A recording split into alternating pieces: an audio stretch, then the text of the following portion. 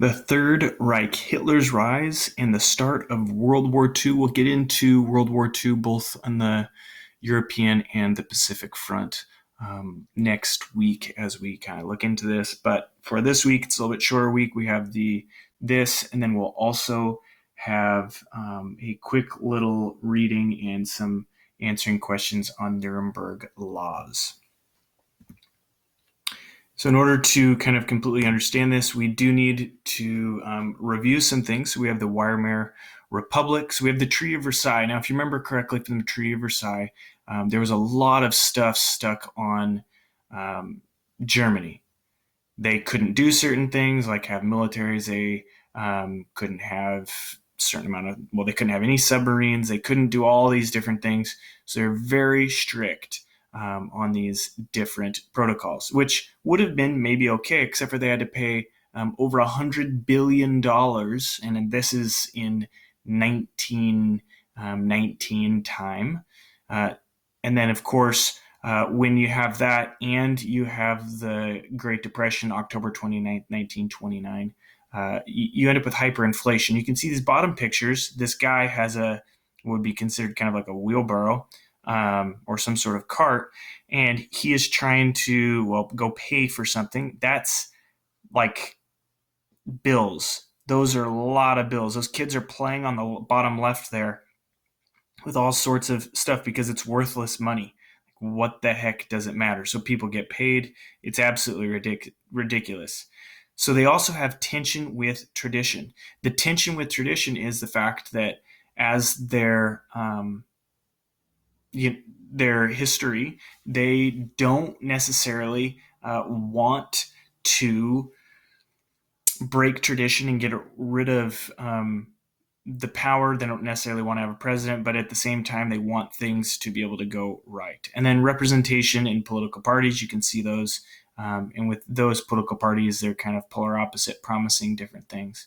Now, Article 48, this is something we haven't gone over, but Article 48 basically said that the president who's in charge during certain times, so for example, a severe economic recession or depression like they were in, could basically take power.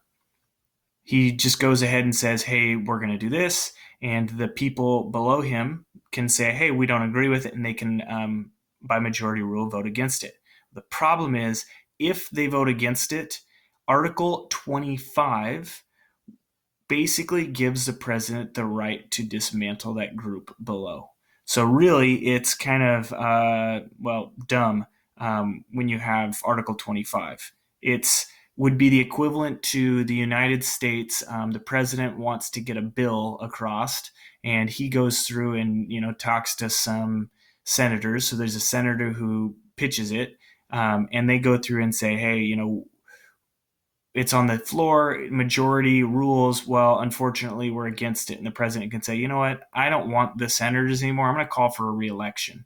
And so they have to get a re-election and get in there. So the problem with that is that people who maybe were voted in and maybe aren't necessarily liked because there's a bad time, but are doing something right, can get voted out, and then they can use propaganda to get new people in. The Third Reich, Hitler appointed chancellor in 1933, and within the year he sets to make it a totalitarian state. He sets to make it kind of a dictatorship, and he's going to go work for that. Now, huge, awesome thing that he did to start out with, set up large public work programs to combat depression. Now, you might say, what the heck? He actually did something good. Well, if we're going to look at FDR, which a lot of people consider, one of the better presidents in the United States, he did the same thing with the New Deal. He said, hey, these people aren't working and we have to pay for them anyways. Why don't we pay them to go work and build stuff for the government? So that's where we get a lot of roads. You have I-5 and the Hoover Dam and a whole bunch of other things that are built during this time period in the United States. One can also argue that that would be the same thing by giving everybody, if you guys heard about those checks, $1,200.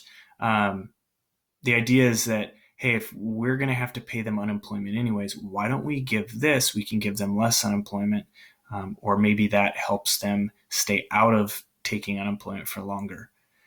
So then the other thing he does, he rejected the Treaty of Versailles. Now, there weren't all negative things with that, but when you want to make a totalitarian and militaristic state, you're definitely going to need to reject that. So he rearms Germany's military. Now they can have more than 100,000 troops. And he brought businesses and labor under government control.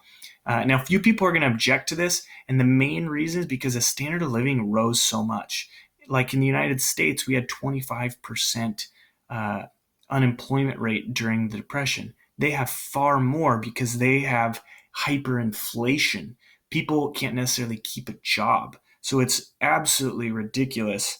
And so he is answering, and you're right, maybe he doesn't have the money to do it, but he gets their currency in check and starts working through things. So then they start with Nazi terror.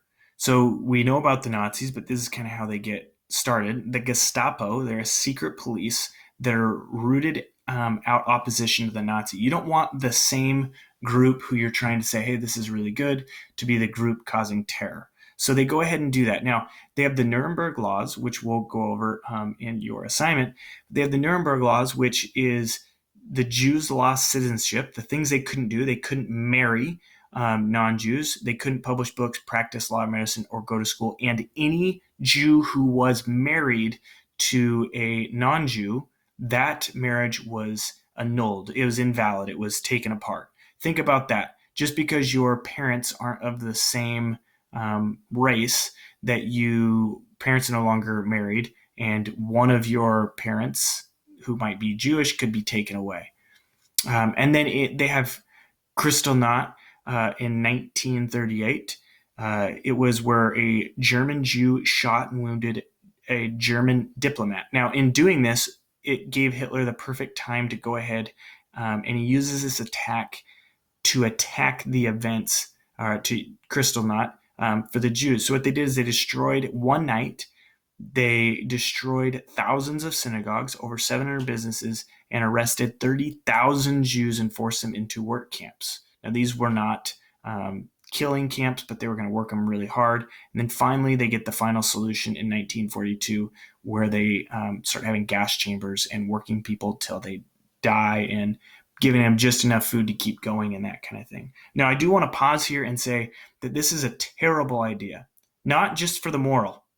Obviously, it's a terrible idea when you go ahead and do something and you're killing people and you're putting people into labor camps and that kind of thing. But the Jewish people were a big part of the economy.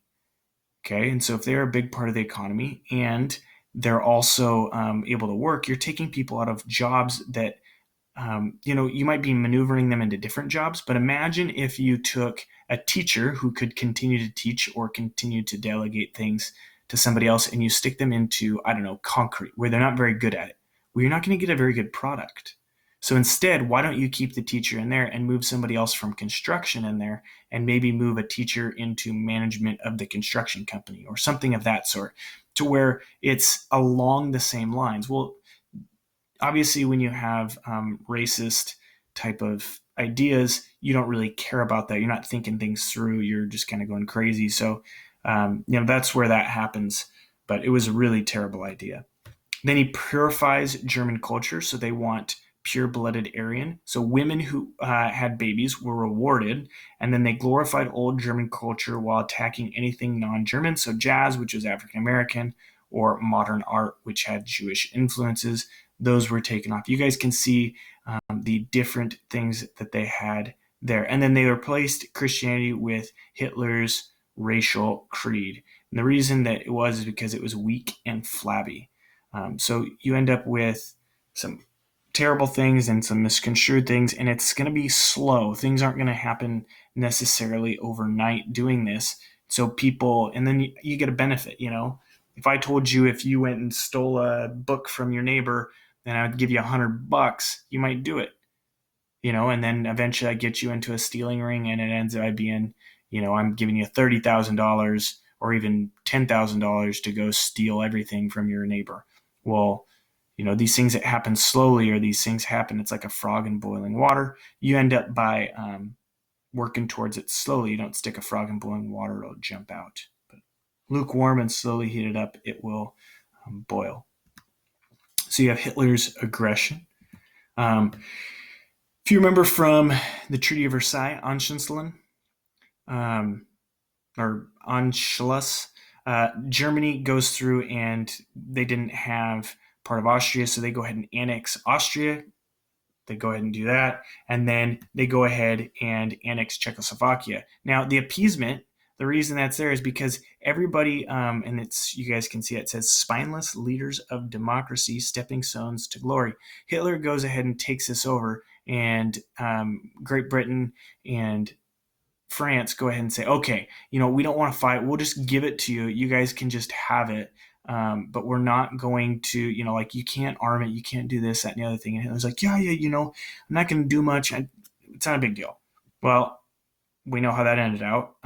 He just continued to take, ends up by taking Poland. We'll get into that. And so he actually creates this Nazi-Soviet kind of relationship, which was that they have a non-aggression treaty signed between the two, August 1939. Now, the idea behind this was, hey, I'm only going to fight a one-front war, and nobody can win against the Russians, especially in winter and when they retreat. And they use scorched earth policy. So as you can see there, it says, wonder how long the honeymoon will last. Well, that didn't last very long. So we end up with, a two-front war. And the Soviets, who were not necessarily a friend or an ally of the United States, Great Britain, or France, because they're an enemy of Germany, your enemy's enemy is your friend. So they become friends and work from there. And then again, we get Poland. This is going to start World War I, September 1st, 1939, as Germany invades Poland. They use blitzkrieg, which is considered lightning war, which means they move really fast. They went so quick that by, 34, 35 days later, a little over a month, Poland falls in the same year, October 5th. The idea behind this was go as quick as you can so you overwhelm them with speed. You can see where they go ahead and just rapidly move. There's some of the dates in there, and they're kind of moving through there. You can look at that. And then finally, all quiet on the Western Front. The British and the French go ahead and try to stop them, but they are not working very well. Hitler, trying to think about his might, they had about 400,000 troops that were on the beach. And so what ends up by happening is Hitler says, hey, I want to show off my Air Force. So they go ahead and try to get the Air Force rallied and move. And he says, troops, you can wait for 3 days. Well, the English Channel is 90 miles long. It's about the distance from Florida to Cuba. What they end up by doing is sending everybody who has a ship. They want you to go grab people and come back. So that's exactly what they do.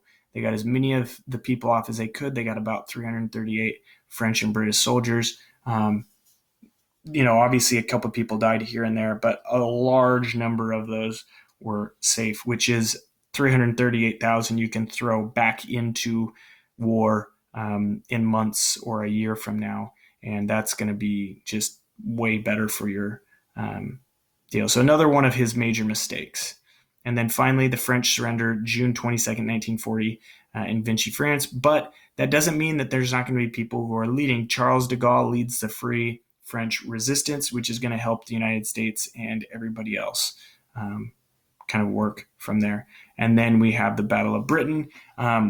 We'll kind of get into this, but if you want to, you can see that right there, link, and look at some of the photos and kind of the different things. But it's the only way you can really get into Britain. They have such a powerful navy that the only way is through airplane, and then, of course, working your way through all different sorts of things there. So, go ahead and look for the quiz on this and then the assignment, and you'll have that there.